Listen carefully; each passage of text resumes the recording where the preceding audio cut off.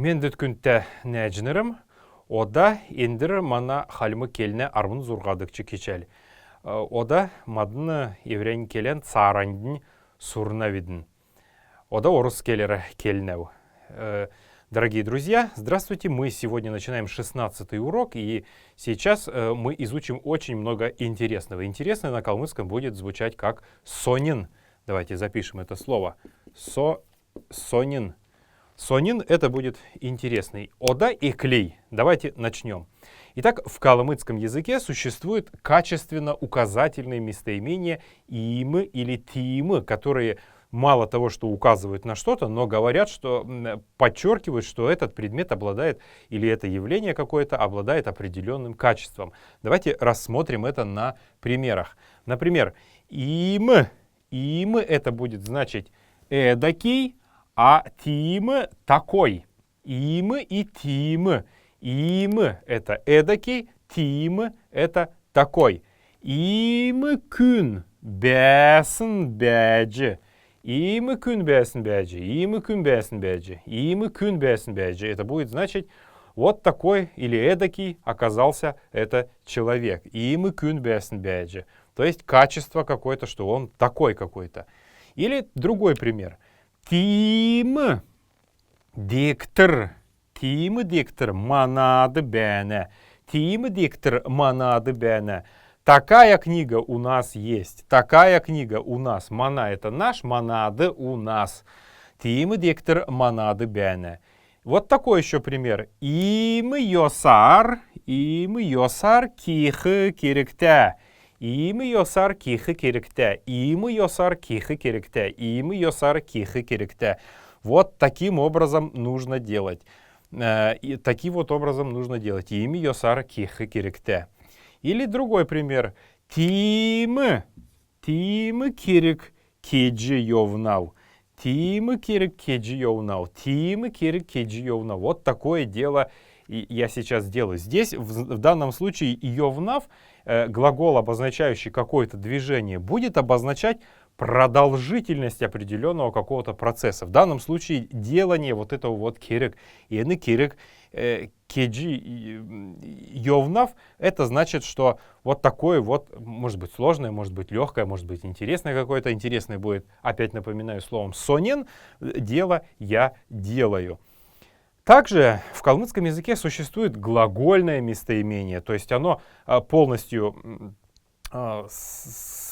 склоняется и спрягается как глагол, но это местоимение и именно указательное местоимение, то есть делаю какое-то определенное такое вот дело.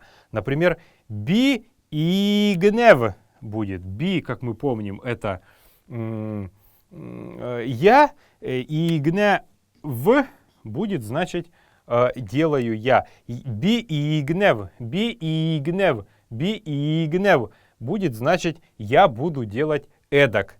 Или такой пример. Чи или та, чи, та, тигне, ч. Если чи, тогда ч. Если та, тогда т. Чи тигнеч или та тигнет. Вы будете делать так. Тик или ик значит будете делать эдак или делать так. Чи и тигнеч или та тигнет будет звучать это. Или вот в третьем лице это будет выглядеть следующим образом. Ин или тир, игне или тигне. Без никаких окончаний. То есть полностью оно будет вести себя абсолютно как глагол, но именно это есть глагольное такое вот местоимение. Таким образом так. Иктхэ, тиктхэ, можно сказать, иктын, тиктын, енетери игне, би игне, чи та тигне, тигнет, енетери игне или тигне. Вот давайте рассмотрим эти примеры в живой речи. Икхле юнболхов. Икхле юнболхов. Икхле юнболхов. Если сделать эдак, что будет? Вот юн, икхле это если сделать эдак. Юн это у нас что, болхов это будет значить что будет. Вот здесь, кстати, вот это вот в, это есть в старину, в Тодобичик это был глагол буй. неполноценный глагол, который в современном превратился в букву «в». Вот в слове «мендевт», когда мы записываем его, буква «в» — это и есть как раз-таки вот этот некогда исчезнувший глагол «буй». Второй пример. Тикхля, если сделать таким образом, кенметху, тикхля кенметху, тикхля кенметху. Если сделать так, кто будет знать? Тикхля кенметху. Метху, как мы помним, это будущее время. Вот это вот «в» — это тоже некогда существовавший глагол «буй». Тикхля кенметху. Это значит, если сделать так, то кто будет знать? Что там будет дальше следовать за этим действием. Вот такой вот есть у нас в калмыцком языке глагольное местоимение «икх» или «тикх». «Икх» мы будем говорить для тех, кто близко от нас, или для того дела, которое конкретно касается нас, а «тикхля» это будет иметь значение отдаленности, то есть где-то там сделать или в каком-то определенном будущем времени.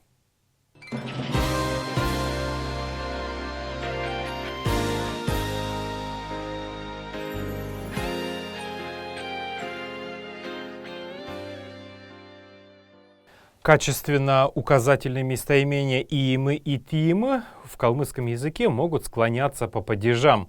Давайте рассмотрим это на следующих примерах. Именительный падеж – «иимы», «иимы», «иимы». Родительный падеж – «иимин», «иимин», «иимин». Дательно-местный падеж – «иимды», «иимды», «иимды». Винительный падеж – «имиг», «имиг», «имиг». Орудный падеж – «имер», «имер», «имер». Соединительный падеж – «имле», «имле», «имле». Совместный падеж – «имте», «имте», «имте».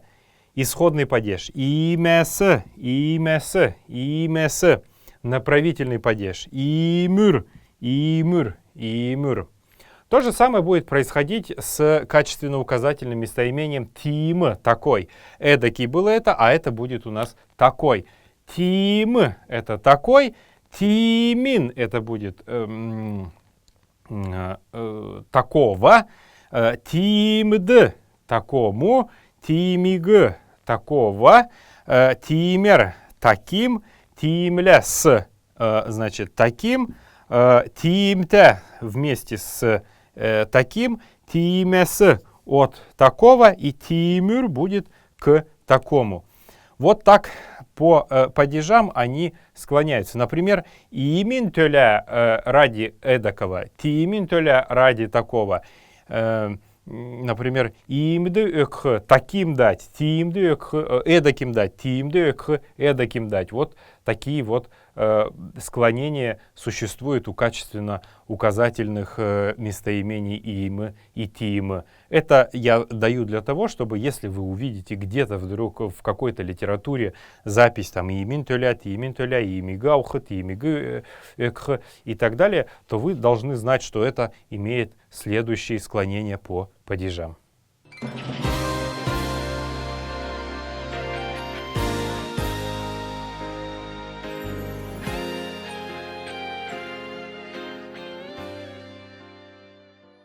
Күнтәүрмүт. Сейчас мы изучим особые местоимения места и времени в калмыцком языке. Это местоимение «инд» и «тинд». «Инд» будет иметь значение «здесь», а «тинд» будет иметь значение «там». Или «инд» — это «сюда», и «тинд» — это «туда» будет. И местоимение времени «кезе». А это местоимение вопросительное, и обычно оно используется с вопросом. «Кезе» там что-то будет. «Кезе», например, «бичхы керкте», когда нужно писать. Давайте рассмотрим это на примерах.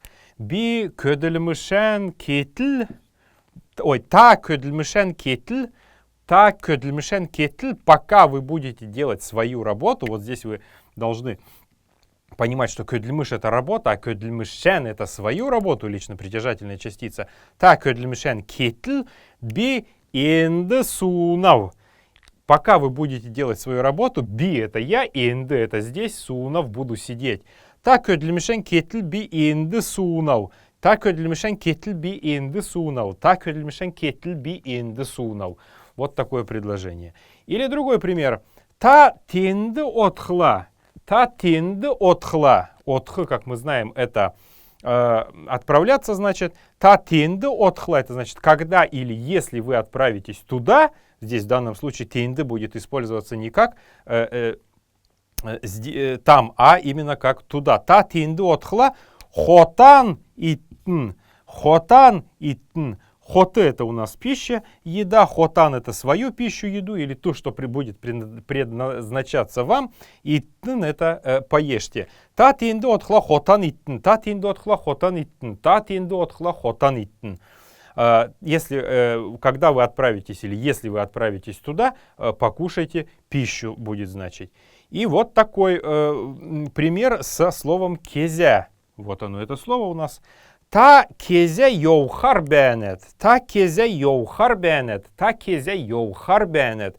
Когда вы собираетесь выезжать, отправляться или выходить куда-то. Та кезя йоухар бенет. Та кезя йоухар бенет. Это вопросительный такой вот пример. Если вы внимательно изучали и повторяли все уроки, которые мы с вами записываем уже практически полгода, то наверняка все слова, которые приводятся в пример, вам уже хорошо знакомы. Итак, мы изучили с вами сейчас местоимение место, инд и тинд, а также местоимение времени кезя. Причем это местоимение вопросительное. Когда у нас, я несколько раз слышал это, песню Виктора Цоя «Когда твоя девушка больна» переводят и поют на калмыцком «кезя ченику юкунгем чена». Это смешно, ведь слово «кезя» — это слово вопросительное. То есть, когда она болеет, здесь не в значении «если», а в значении именно когда, в какое время она болеет. Ну, это не совсем корректно, поэтому, задумавшись над тем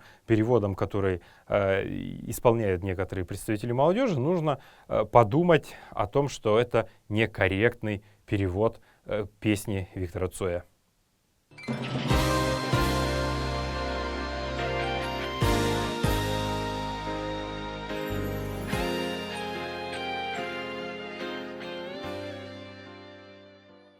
Күндіте нәжнеріма, когда мы изучали русский язык, мы все прекрасно помним о том, что в русском языке есть предлоги, то есть специальные слова, которые стоят перед определенным словом и имеют значение там на, под, о слове, например, о родине там, или о чем-то. В калмыцком языке предлогов нет.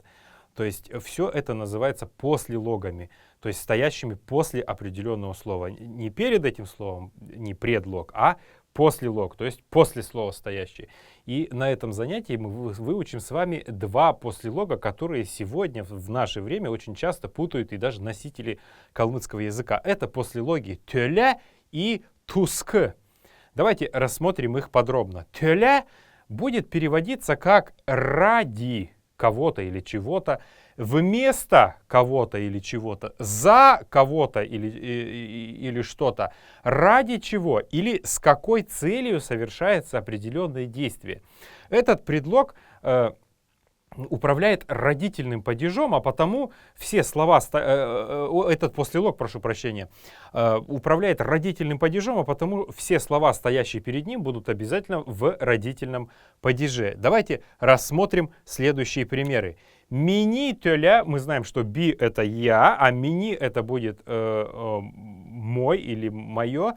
Это родительный падеж уже. Мини тёля сургульды од. Мини тёля сургульды од. Мини тёля сургульды од. Мини тёля сургульды од. Это будет значить вместо меня или ради меня мини тёля. Иди на учебу или иди в школу. Мини тёля сургульды од. Ну, например, есть два близнеца, которые могут замениться. Один знает хорошую математику, другой русский. И вот на экзамен по математике тот, кто знает русский язык, говорит «Мини тёля сургульды од». То есть «Сходи ради меня» или «Вместо меня в школу» или на обучение. Или вот такой пример. «Халимгут» — это у нас калмыки. Ни в коем случае нельзя говорить Вот, например, там Халимгут, если там всего лишь один человек, или там один Халимгут бежал и Хамхурджоч. Я слышал такую фразу. Один Халимгут невозможно сказать. Халимгут — это уже множество калмыков. Мы с вами изучали образование множественного числа, потому должны его хорошо помнить. Халимгут — это калмыки уже, а Халимгудын төля ради калмыков. Көделехы керекте. Көделехы керекте. Көделехы керекте. Халимгудын төля көделехы керекте. Халимгудын төля көделехы керекте. Халимгудын төля көделехы керекте. Халимгудын төля көделехы керекте. Нужно работать ради калмыков, ради своего народа. Такой вот пример. Или еще один пример. Ины залу. Этот мужчина, в данном случае в калмыцком языке, как я уже говорил, слово «залу» воспринимается именно как мужчина, а не молодой человек обоего пола, как в монгольских языках других. Вот так случилось, что у нас это так. «Ины залу». Кюкден, кюкд, как мы помним, это дети, кюкден — это своих детей. Өскхинтеля.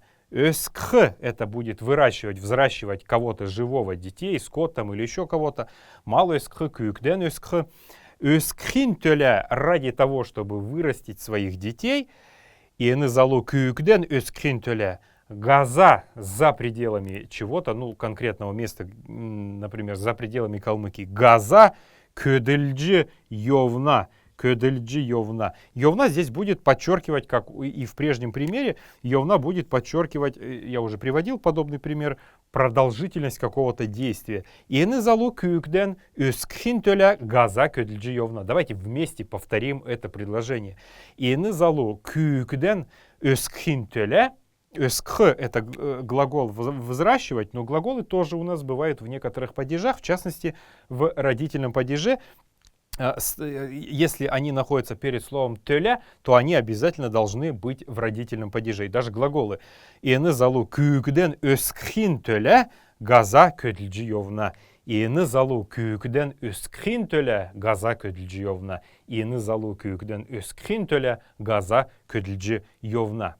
Послелог «туск» тоже управляется родительным падежом или управляет родительным падежом, однако «туск» значит не ради вместо «за» и ради кого-то, ради чего-то, а «о», «об», «про», «насчет» или «по поводу» чего-то или кого-то. Их путать ни в коем случае нельзя. Если вместо меня, то это будет «мини-тюля», а если обо мне, то «мини-туск» или «мини-тускар». Давайте рассмотрим примеры. «Югин», «юг» — это у нас слово, «югин» — это в родительном падеже, «туск», «юг». Югин, туск, юг. Слово о словах. Это прекрасная была такая книга профессора Анатолия Шалхаковича Кечикова, где он объяснял происхождение, интереснейшее происхождение множества калмыцких слов. Она называлась «Югин, туск, юг» или «Слово о словах». Или вот такой пример. Дектрин. Дектрин, туск, меден. Дектрин, туск, меден.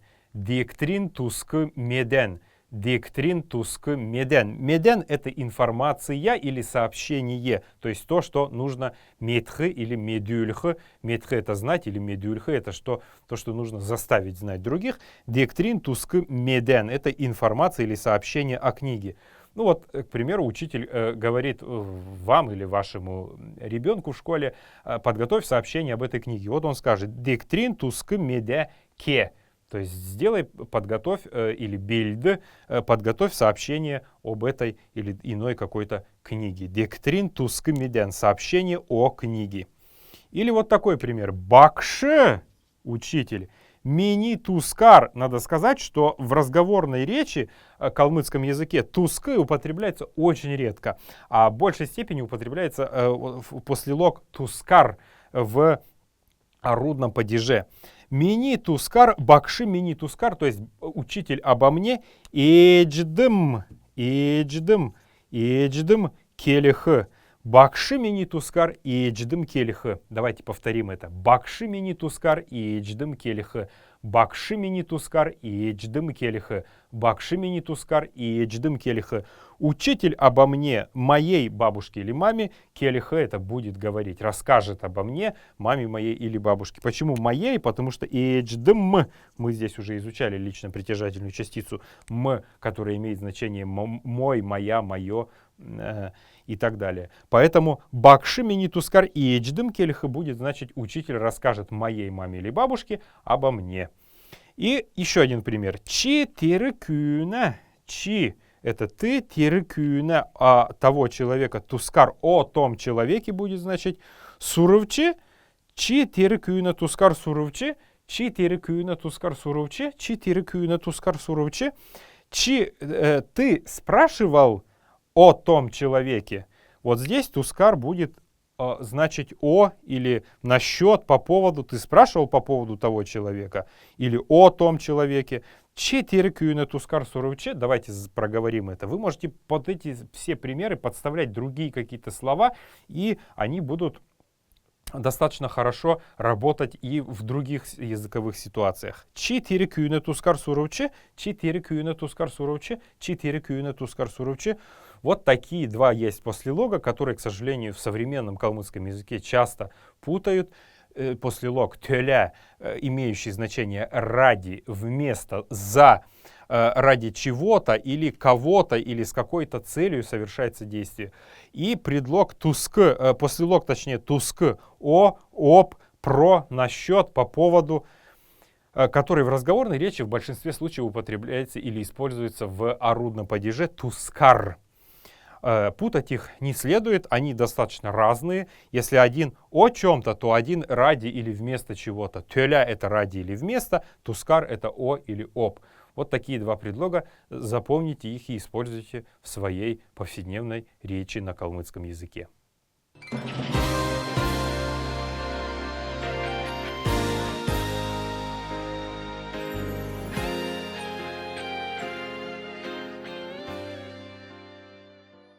Күнтәүрмет одашины угмюдыгы сурадовый. Дорогие друзья, сейчас выучим новые слова. Итак, первое слово, которое мы выучим на этом 16-м уроке, эндерке арунзургады чкичальды тюрюнкы шины угы чатхы гидык угы. Это первое слово, которое мы выучим на этом уроке, это слово чатхы. Чатхы значит мочь, уметь, быть способным. Чатхы это мочь, уметь, быть способным. Давайте повторим его вместе. Чатхы, чатхы, чатхы. Следующее слово это слово эдль. Эдль, эдль, эдль. Это значит похожий, подобный, сходный, что-то вот такое. Если предстоящее перед словом эдль, эдль это тоже послелог у нас, слово будет стоять в соединительном падеже ла эдль или ля эдль, тогда это будет вот сравнение с кем-то или с чем-то. Следующее слово, для того, чтобы выучить новую пословицу, нам нужно тоже будет заучить, прежде чем приступить к ней. Голх, голх, голх. Голх это значит пренебрегать, отвергать что-то. Так вот, пословица следующая у нас сегодня. Эвря келен голсн. Эвря келен голсн. Тот, кто пренебрег своим языком, эвря келен голсн. Тот, кто пренебрег своим языком, экен голсн ле эдль. Экен голсн ле эдль. Экен голсн ле эдль. Что значит подобен тому, кто пренебрег или отверг свою собственную мать. Экен. Видите, вот здесь вот это вот лично притяжательная частица. И келен тоже она, тот свой именно язык. Кельн это язык, келен это свой язык, эк это мать, и экен это будет свою мать. Экен голсн ле эдль. Вот смотрите, голсн это у нас причастие прошедшего времени, голсн ла, то есть подобный тому, кто ла, вот здесь вот как раз есть окончание нашего соединительного падежа. Евря келян голсен и кен голсен ле эдль. Поэтому ни в коем случае нельзя евря келян голх, дорогие мои друзья. Следующие два слова очень интересные в нашем языке. Это слово хархк. Хархк. Хархк. Хархк мы пишем харгх, но при произношении произносим его как хархк. Так как харх говорить достаточно тяжело, потому все слова, которые оканчиваются на гх, мы последнюю х будем превращать в букву к для того, чтобы произнести это слово. Хархк — это значит встретиться. Встретиться внезапно, беспричинно, просто так. Шел я по улице и встретил кого-то из своих знакомых. Это хархк. Следующее слово, оно более имеет несколько иную коннотацию. Это слово учирх. Учирх. Учирх. Учирх — это тоже встретиться с чем-то или с кем-то, но слово учирх имеет такую вот особенность. Это встретиться в соответствии с какими-то причинами или условиями. Возможно, мы встретились, потому что я отправился туда, где ходит кто-то, тот, с кем я должен встретиться. Возможно, мы прежде созванивались и когда-то договаривались, и вот сейчас или какая-то проблема или препятствие, мы говорим «зовлынгу чердже», например, оказывается какое-то страдание, какая-то неприятность какая-то вот встретилась ему, но она без причины не встречается, это все имеет причины. Учирх имеет причину, это то, что встречается с какой-то причиной определенной. Следующее слово — это слово золхк. Золхк, пишем золгх, но произносить будем мы его золхк. Золхк — это значит отправляться в гости, проведывать кого-то. Золхк, например, авы и эджен золгнав, то есть я проведаю своих бабушку и дедушку. Золхк можно также говорить встречаться, то есть с кем-то повстречаться в значении проведать, узнать, определить как состояние чего-то. Например, номла золхк — это значит встретиться с учением Будды, например. Золхк здесь будет как встречаться и разведать, разузнать, какое состояние имеет или качества, какие имеет тот или иной предмет или явление. Следующее слово у нас удан. Удан. Удан — это долго, продолжительно, значит. Удан — долго, продолжительно. Следующее слово — это слово кюртх. Кюртх. Кюртх. Кюртх — это значит чего-то достигнуть, что-то получить.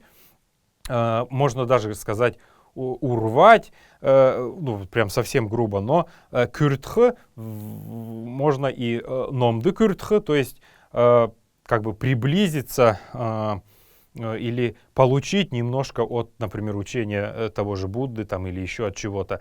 Или, например, цяды кюртх — это получить какой-то особый чай, может быть, диеджин цяды кюртх, или получить чай вот из подношения с алтаря и так далее. Кюртх — это что-то получить для себя. Гичилх, гичилх, гичилх. Гичи — это гость у нас, а гичилх значит отправляться в гости, ходить в гости. Гичилх, гичилх, гичилх — это ходить в гости или становиться гостем у кого-то.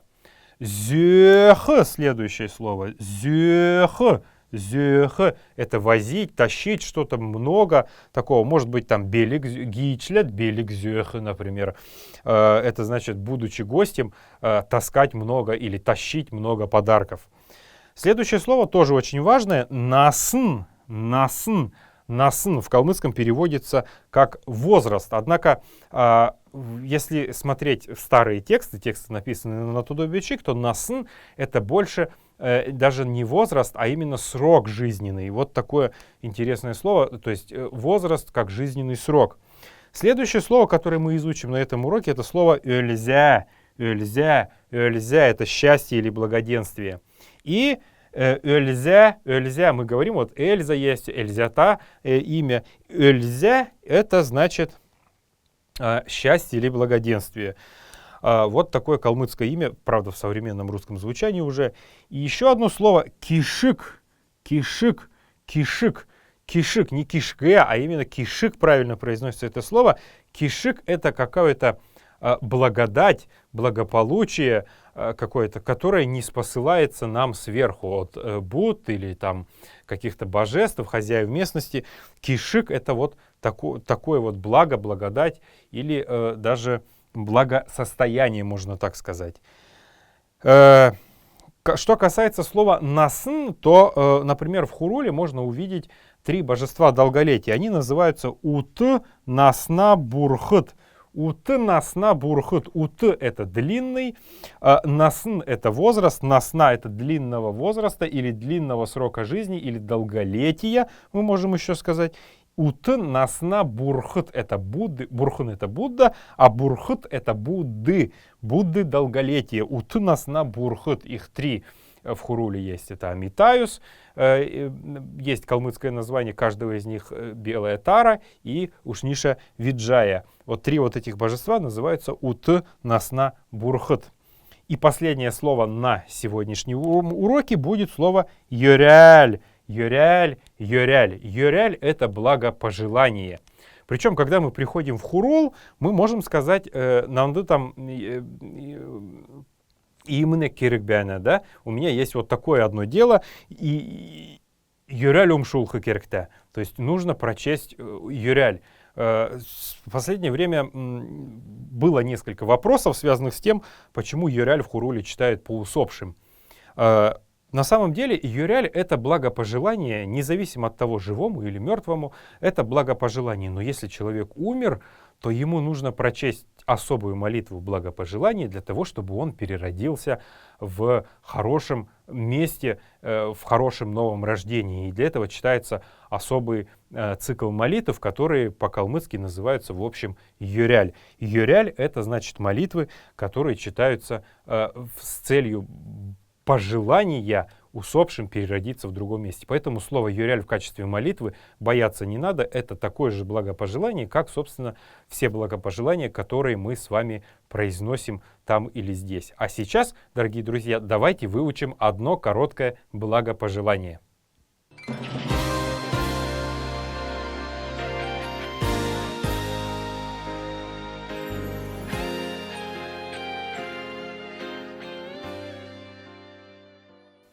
Күнтә үрміт, ендіркі Йоряль иемі болхы. Дорогие друзья, сегодняшний Йоряль будет таким. Аусын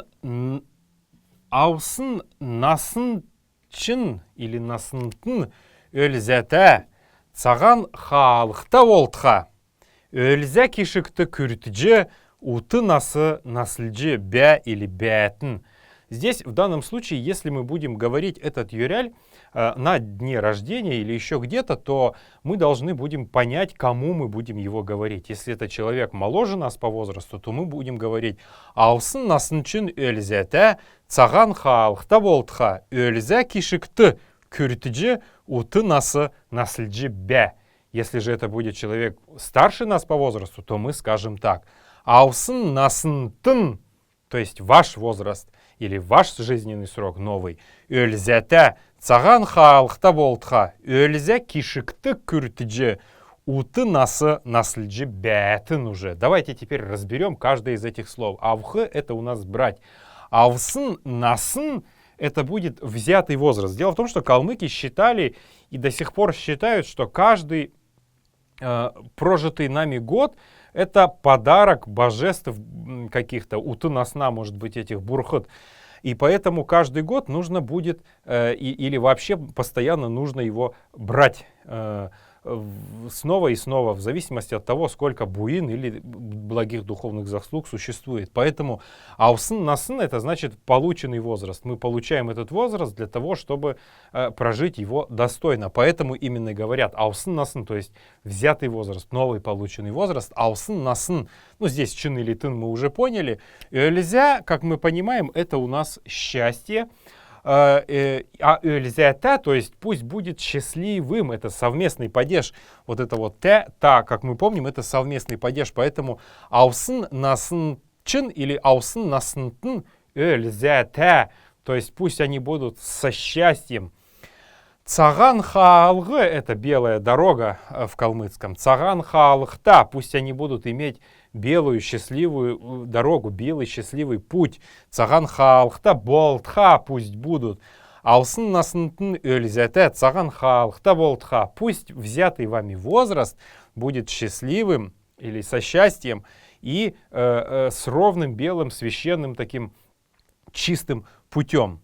Өлзя это снова счастье у нас. Кишик это мы, как помним, уже некое благо, благодать, благополучие, благосостояние. Өлзя кишикты. Күртіжі, күртхі это получать, то есть что-то от общего большого счастья и благополучия. Өлзя кишікті күртіжі, уты насы насыльджі, уты насы. Уты это у нас длинный будет, долгий. Насы это форма винительного падежа. Уты насы, здесь надо отметить неясный гласный. Уты насы, өлзя кишікті күртіжі, уты насы. Долгий жизненный срок, длинный такой жизненный срок. Насылхы происходит от слова насын, то есть прожить вот этот жизненный срок. Насылхы это насылхы будет значить прожить этот жизненный срок. Насльджи уты насы насльджи бятн. Проживите этот свой долгий жизненный срок. Бятн или бя будет значить проживите его. Таким образом, юряль, который мы можем сказать теперь друг другу на день рождения, звучит следующим образом. Алсын насынтын өлзәтә, цаган халықта болтха, өлзә кишікті күртіджі, уты насы насльджі бәтін. Ода болхла күнтә меніне әжінір, сән менді бәтсқатын.